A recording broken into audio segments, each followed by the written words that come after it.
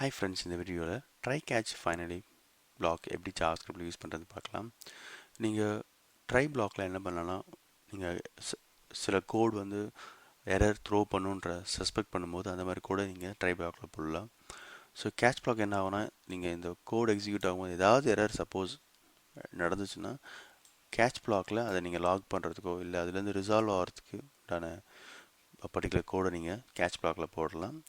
Finally black suppose நீங்கள் try பிளாக்ல ஏதாவது ரிசோர்ஸ் க்ரியேட் பண்ணுறீங்க, அதை ரிலீஸ் பண்ணுறதுக்கு யூஸ்ஃபுல்லாக இருக்கும். ஸோ க்ளீன் அப் பண்ணுறதுக்கு இந்த ஃபைனலி பிளாக் யூஸ்ஃபுல்லாக இருக்கும். ஏன்னா try block catch block execute ஆகுதோ இல்லையோ, பட் ஃபைனலி பிளாக் கண்டிப்பாக எல்லா நேரத்துலையும் எக்ஸிக்யூட் ஆகும். ஓகேவா? சின்ன ஒரு எக்ஸாம்பிள் பார்க்கலாம்.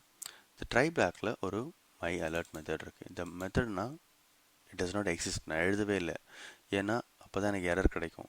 ஸோ இந்த மெத்தட் நான் இங்கே போட்டிருக்கேன். இப்போ இது எக்ஸிக்யூட் ஆகும்போது என்ன ஆகுனா எரர் ஆகும். ஸோ இங்கே வந்து எரர் வந்து ட்ரிகர் ஆகும். ஸோ இந்த கேட்ச் பிளாக் எக்ஸிக்யூட் ஆகும். ஸோ அதில் நான் என்ன பண்ண போகிறேன்னா, இந்த எரர் என்னன்றதை டிஸ்பிளே பண்ண போகிறேன். அதுக்கப்புறம் ஃபைனலி பிளாக்ல ஜஸ்ட் ஃபைனலி பிளாக் எக்ஸிக்யூட் ஆகுதுன்றதுக்காக ஒரு சிம்பிள் டிஸ்பிளே பண்ண போகிறேன். ஸோ இந்த மெத்தட் நான் எழுதாதனால இட் டஸ் நாட் எக்ஸிஸ்ட், அதனால் நமக்கு எரர் வரப்போகுது. ஓகேவா? இப்போ டெமோ பார்க்கலாம். இப்போ இந்த பட்டனை கிளிக் பண்ணோன்னே பாருங்கள், ரெஃபரன்ஸ் எரர்னு வருது. My alert is not define. இந்த மெத்தடே இல்லை. கரெக்டு தான். ஏன்னா அந்த மெத்தட் நான் எக்ஸ்பிளிசிட்டாக எழுதலை. டெமோ பர்பஸ்க்காக ஒரு எரர் வரணும், இந்த கேட்ச் பிளாக் ரீச் பண்ணுறதுக்காக நான் அதை ஐ டென்ட் ரைட். ஓகேவா? ஸோ இந்த எரர் எங்கே நான் டிஸ்பிளே பண்ணியிருக்கேன். ஓகேவா? ஸோ ட்ரை பிளாக் வந்து எக்ஸிக்யூட் ஆச்சு, அதுக்கப்புறம் கேட்ச் பிளாக் வந்துச்சு, அதுக்கப்புறம் ஃபைனலி பிளாக். ஓகேவா?